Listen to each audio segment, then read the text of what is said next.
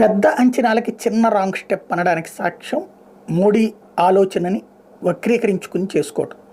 మోడీ చెప్పింది తన పార్టీకి సొంతగా 370 స్థానాలు సాధించాలి, కూటమిగా 400 స్థానాలు సాధించాలి అన్నటువంటిది.